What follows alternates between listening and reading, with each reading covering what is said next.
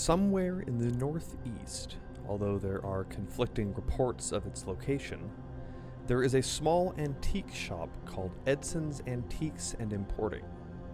By the look of it, the store has been closed for decades, and for good reason. Not the least of which is that it opens onto an alley instead of onto the street. The merchandise inside can't be seen through the murky glass, but you can usually make out the window display. The display, despite the fact that no one really knows how to get into the building, since the door is apparently rusted shut, changes from day to day. A stuffed bear's head might show up on Monday and be gone on Friday, replaced with a large antique samovar. The floor beneath this merchandise is covered with newspapers written in a language that no human being has ever spoken or read. And the pictures, well, let's just say you'd be amazed what you can fit in a samovar.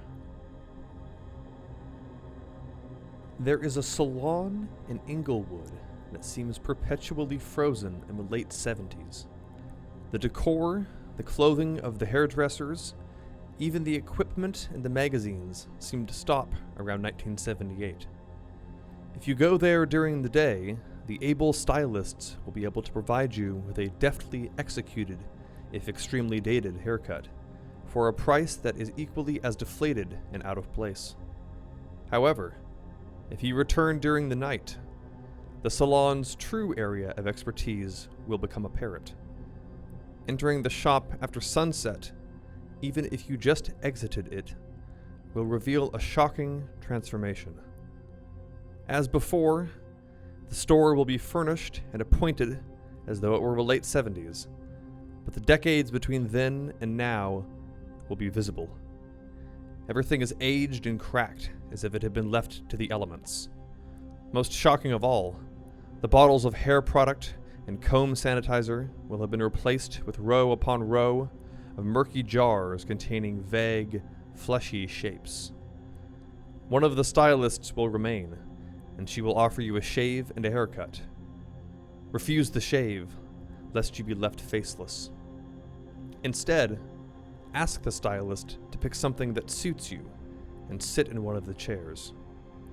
She will cut off your face with a straight razor, but the process will be strangely bloodless, and you will feel nothing. Your vision will fade to black for a time, and when it returns, one of the faces from the jars will have been seamlessly transplanted. Your features will, in every respect, be identical to whoever the face belonged to before the stylist stole it. And over time, your body will change to resemble theirs as well. If you must vanish, this is how you do it. But be warned that you can never get your face back, and the friends and enemies of the face's owner will mistake you for them forever. There is an apartment building on 16th Street that is slightly wider on the outside than it is within. Go to this building in fall and ascend the staircase. You should find the door to the roof totally unlocked. If it is locked, leave at once. Someone is using the green room, and they likely don't want company. If the door opens, however, walk along the roof and count skylights. Eventually, you should find one that doesn't look into an apartment or a hallway. Instead, it looks down into a dingy room with green metal walls. Break the skylight with a piece of debris and jump down. The room should be small and empty, other than a metal desk and a chair that have a distinctly institutional flavor. On the desk, you will find a folder full of papers. Take the folder, rather than reading the papers on the spot. Breaking the skylight will have set off the alarm. Open the room's only door and step out. You will find yourself in your old high school, having just stepped out of the locker room. Leave.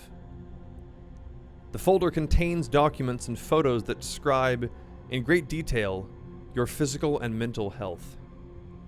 They depict you as a patient in an institution, and they aren't far off.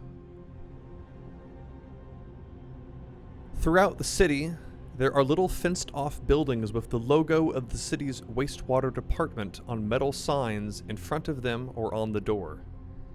The buildings are identified by the signs as being anything from water testing buildings to pumping substations, and by and large, this is what they are. However, about a half dozen of these buildings actually contain something else. 4 of these buildings are part of the city's actual water treatment system. They contain pumps that push the city's water through thin grills made from human bone. The calcium from these bones filters is why Calgary's water is so often hard. The filters clean the water not only of contaminants, but of the city's collective sin for its involvement in the oil industry. The other 2 are shacks that contain taps. One of these buildings is where the filters are installed when they're full. The water from the tap passes through all of the filters and emerges brackish and foul. Drinking it, however, is the only way to permanently purify the city's soul. The other building contains a tap that dispenses water so pure that any scars, mutations, cancers, or birth defects will vanish.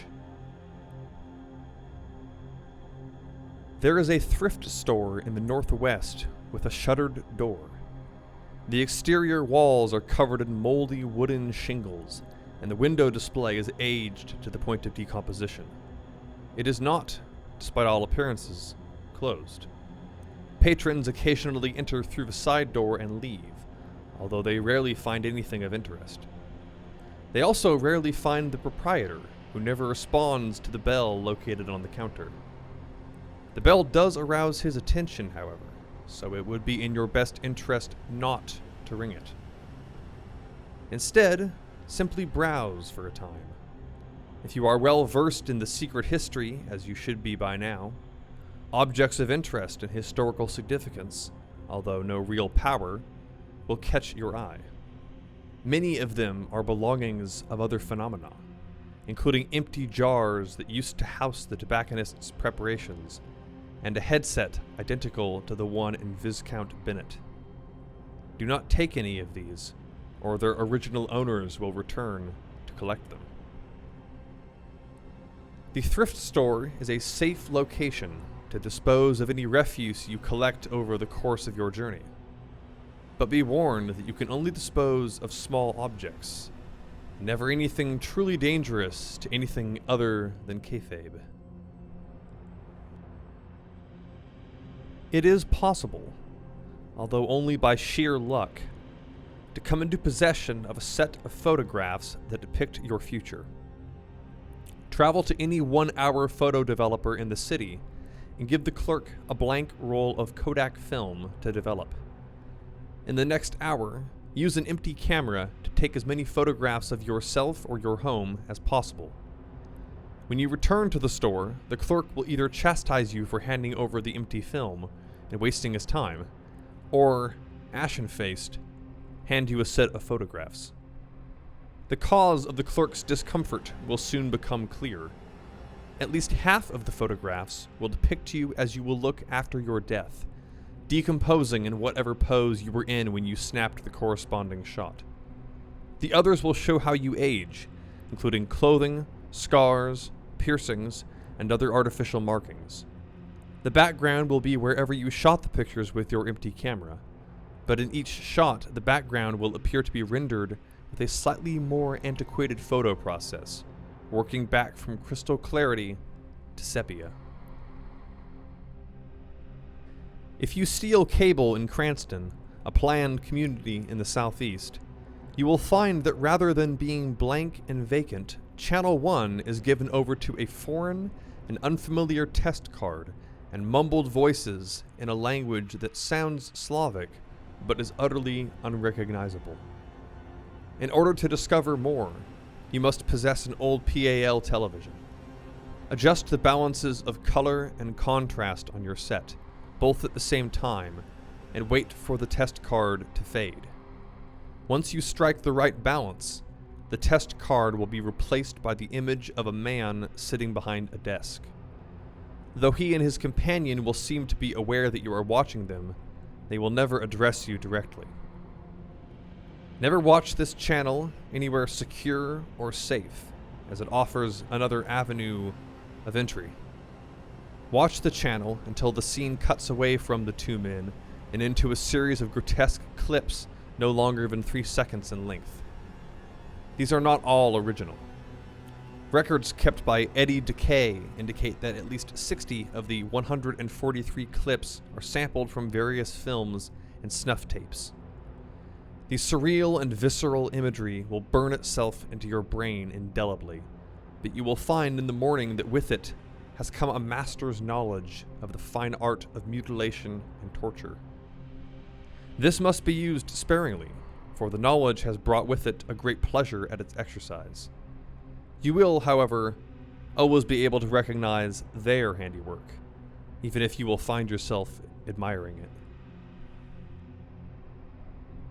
Down around 14th and 9th, there's an alley between a parkade and a small office building. Unlike many downtown alleys, this one is clear of parking and transients. In fact, there never seems to be anyone in it at all. There's never a car cutting through to avoid traffic, never any teenagers looking for somewhere quiet.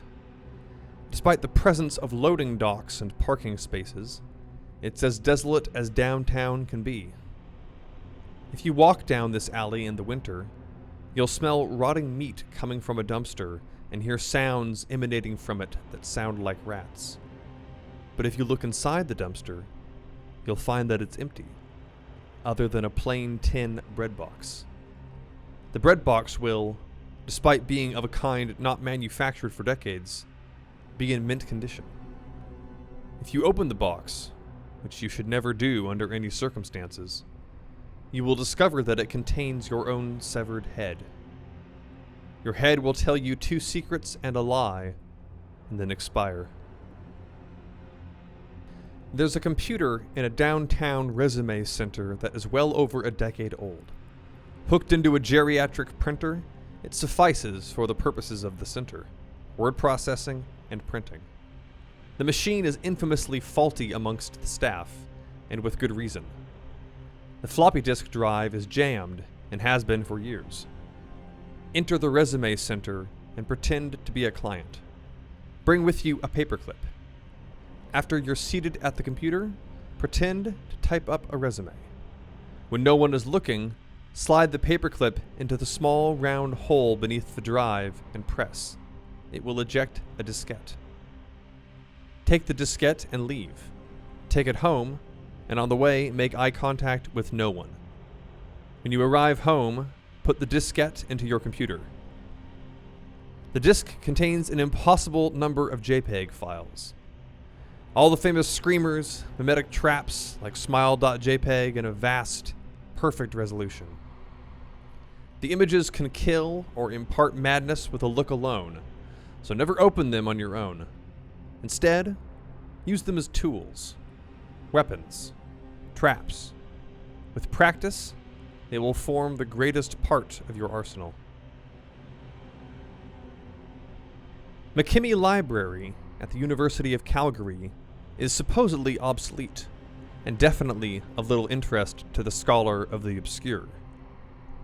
Nevertheless, as a building on the borderline, near its replacement, it teeters on the precipice between our Calgary and its shadows. As the library prepares to give way to the new Taylor family library, its last sighs echo throughout the structure. Reality is soft here, soft and pliable and easy to push through. Like other borderlands, it is dangerous for precisely this reason. Dangerous, but useful. Walk up and down the building's staircases until the lights begin to dim and color begins to drain from your field of view. After the color has completely drained, exit the staircase. You'll find yourself in one of the other libraries, in one of the other cities. The books will be altered, some subtly, others more overtly, and all will contain secrets that have slipped in around the edges. Beware the librarians, however. They prize silence, and they punish overdue books with a staggering ferocity. There is a vase perpetually for sale in the city. It moves from urban barn to thrift store to home decor shop to thrift store and then back again. The vase itself is tall and thin, fluted in shape, and often empty. Water doesn't seem to stay within the cool confines of the vase, boiling off of it if it is ever added. No one seems to hold onto the vase for long, always returning it with fraudulent receipts or hawking it. This is because if the vase is placed in a home, all the water within will begin to boil. If not removed promptly, the vase will make more water burn. Ice will melt, sweat on the skin will begin to heat, and other more discrete forms of water will become agitated. After around 13 hours, water in the human body will begin to boil too, killing whoever is in the home in short order as the water in their bodies boils off and their skin is seared.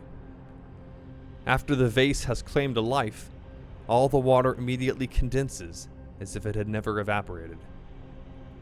To date, the vase has been used to assassinate 16 prominent individuals, including 3 members of parliament and 5 practitioners. In spring and summer, the fruit stands come out. Berries, cherries, and tabor corn sold by the roadside. For the most part, these stands are found near the highway or in the suburbs, places where the owners can find marks who will pay their often inflated prices for fruit that they could find repackaged in their supermarkets. But sometimes, on the equinox or solstice, fruit stands without the familiar blue placards begin to appear in the places of more familiar ones. One of these sells fruits that no local farmer could grow. Rare citruses and exotic fruits like lychee and pomegranate. Buy a fair assortment and take them home. Eat whichever one smells the best to you, and close your eyes. You will fall asleep immediately, and your dreams will be of wherever the fruit was imported from. They will be astoundingly vivid, and unlike most dreams, details like light and text will behave as they do in real life. Upon awakening, you will feel tired as if you have not slept. Any actions you took in your dream will play themselves out in whatever locale you dreamed of over the next 24 hours, but there will be no way to trace you to them. Some nights, when the moon is dark and a blackout kills all the lights downtown, the city is seized by a preternatural silence as all the cars, televisions, ceiling fans, radios, and conversations come to a stop. At this time, a song can be heard lilting through the streets and alleys. If you are downtown when this happens, follow it. You needn't worry about where it takes you. The route is chosen carefully for both existential and physical safety. When you finally find the source of the song, it will be a small group of glowing musicians, each about 6 inches above the ground, suspended by nothing in particular. They will be in a large, decaying room on the second floor of a building that normally seems to be in better repair. Their clothing is always reported as being inoffensive earth tones and about 10 years out of style. The music they play is haunting and lilting, and rarely corresponds to their instruments. It will be sweet and quiet once you actually find it, despite the great volume it must have had to be heard blocks away. The musicians are fellow travelers who passed away in the last year or two, and their song is meant for the ones they left behind. It is the most profoundly sad song you will have ever heard. If you don't recognize any of the faces, you will be left with a profound sense of melancholy that will never leave you until you die. But if you do, you will be granted catharsis, and all your sorrows and rage will be burned away. In Ogden, between the hours of 10 o'clock p.m. and 2 o'clock a.m., a locked door in the back of a 24/7 convenience store will be opened. During these 4 hours, the third shift clerk will remain behind his counter if he can, leaving spills and other problems to sort themselves out until the door closes of its own accord. If you arrive during this hour, walk through the door and close it behind you. The door leads into a small room made of bare concrete. To your immediate left is a disused washroom. Don't open it under any circumstances, as they haven't cut the bodies down since 1995. Instead, turn right and look at the payphone. It's old enough that it still has metal keys and an AGT sticker. The handset has been separated from the phone itself, but if you lift it to your ear, you'll hear a dial tone. Put a quarter in the phone, then dial. Never, under any circumstances, call a cell phone. The phone will ring twice, and then you'll hear whatever occurred in the room the phone is currently in on the day and at the time that you're using the phone in the year the quarter was minted. The only exception to this is if the quarter was minted in the year you were born, in which case you will hear whatever happens in that room during the moment of your death. There is a Belgian baker in Calgary who is renowned for his great skill and his even greater bitterness. No one knows why the baker is filled with such disdain for the world, despite his great talents and the success that they have wrought. Perhaps it is because of what you will discover if you go to his shop after hours. The baker's shop does most of its business in the morning, selling lattes and pastries to commuters driving downtown from the south. By night, it is usually closed. But if you look in through the window, you will see the baker sitting alone in a corner, drinking coffee and eating something small and sweet and drizzled with red coulis. If he notices you, he will get up and open the door and invite you in. This is your last chance to avoid the trial ahead. The baker will ask if you have eaten and snort derisively before asking if you know the épicerie next door. Say you don't and that you prefer something sweet. He'll call you a man after his own heart and invite you over to share something special. You have no choice but to accept lest you wind up in the red coulis. The baker will bring out a human heart glazed with maple sugar, choked with cherry juice and custard, and surrounded in a flaky crust. Eat this grisly treat, choking down the still warm, still half-alive organ, and you will be rewarded with an unearthly, haunting beauty, but your damnation will be complete and thorough.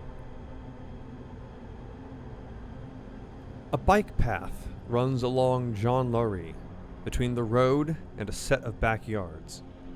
One of them is so dense with trees and sod and fungus that it is like a small forest.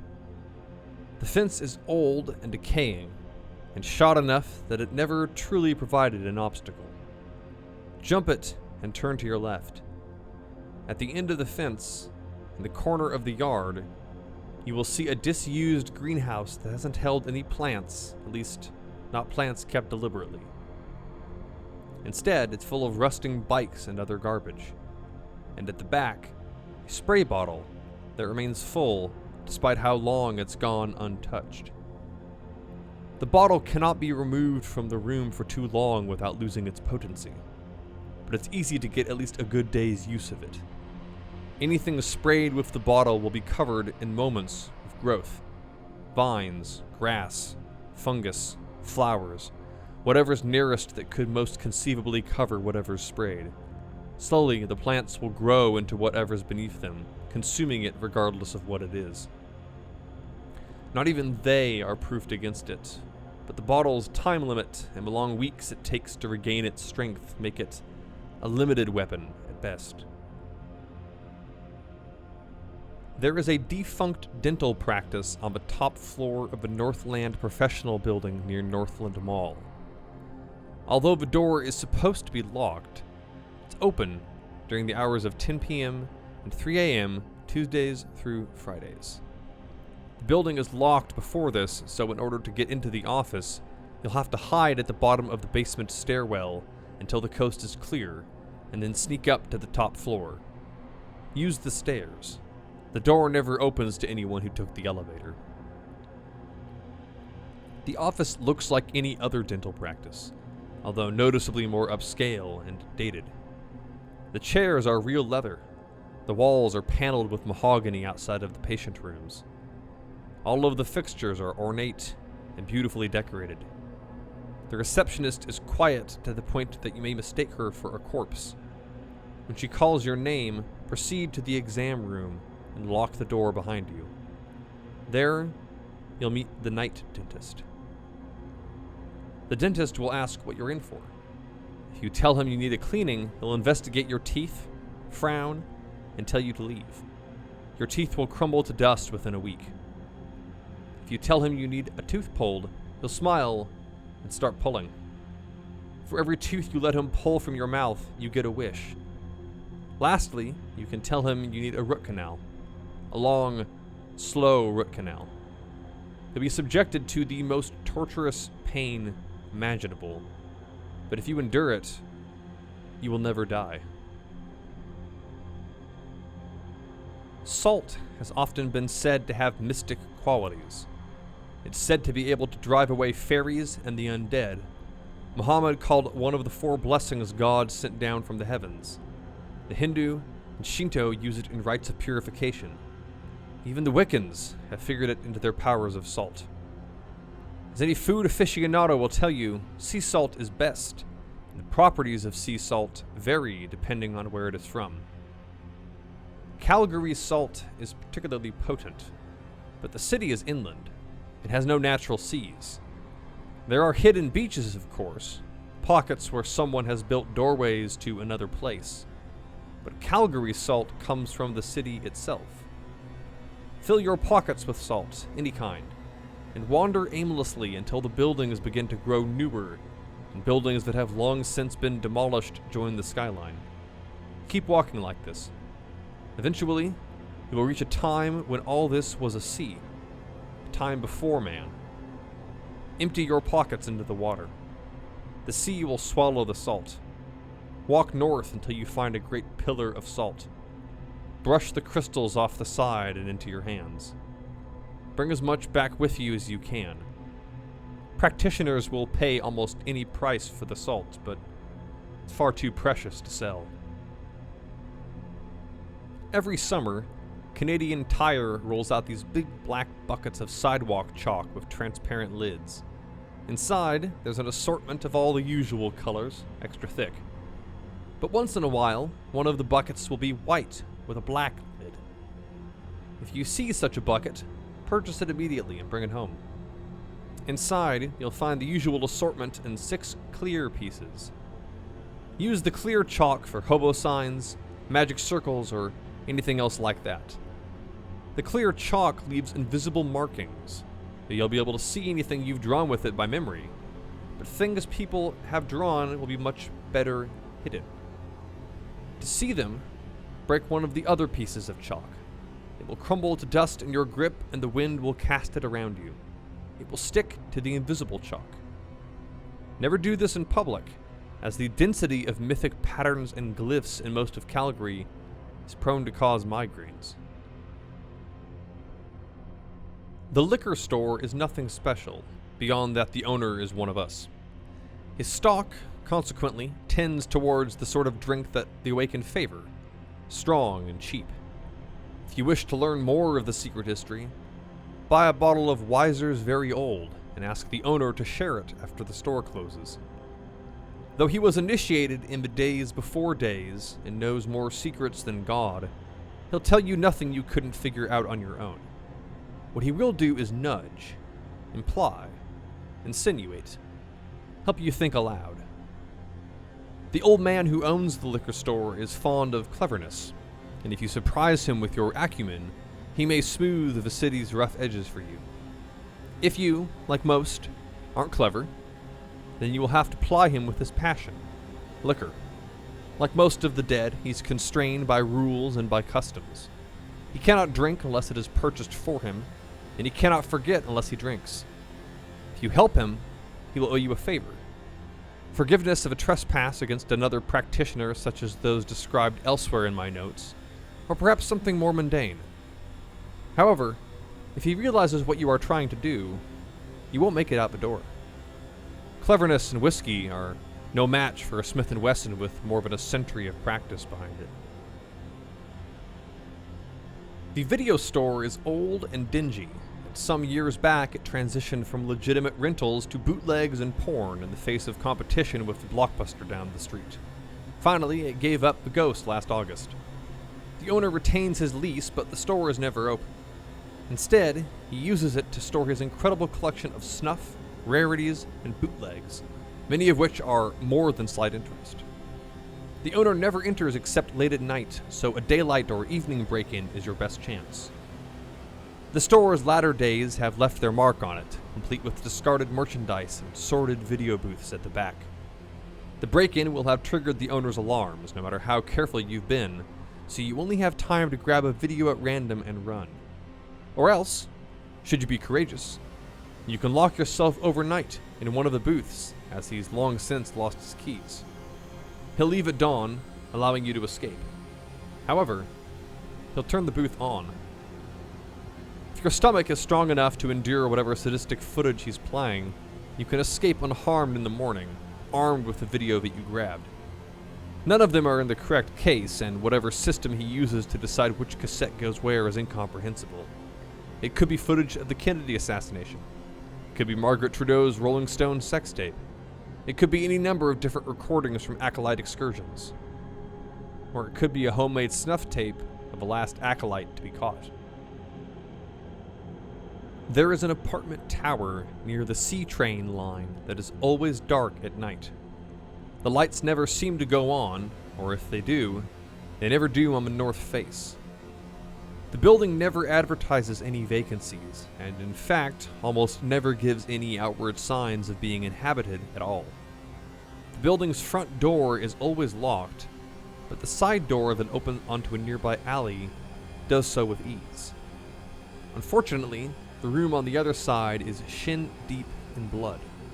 Close the door behind you and begin to ascend the stairs. Never, ever leave the staircase until you reach the top floor, no matter what you hear or see. The staircase itself is tall and long and steep, and a steady stream of blood flows down it from the top. Once you reach the top of the stairs, you will see its source. Pulsating, bleeding tumor 5 feet across that has been nailed to the wall. Don't touch it, or it will release its spores. Instead, go through the door into the main hallway of the top floor. Do not let it close behind you. The walls of the top floor have been broken out and replaced with screens made of dried skin. If you touch it, it feels warm and moist, as though it was still alive. Some of the sheets have faces. At the center of this hall, you will find a man on a throne made of men holding awkward poses and contortions. He will smile at you, showing 3 rows of teeth, and offer you his hospitality. Do not accept. You do not want to stay in the tower like the rest of these poor souls. Instead, tell him you want to borrow a book. Carelessly, he'll throw whatever he's currently reading at you.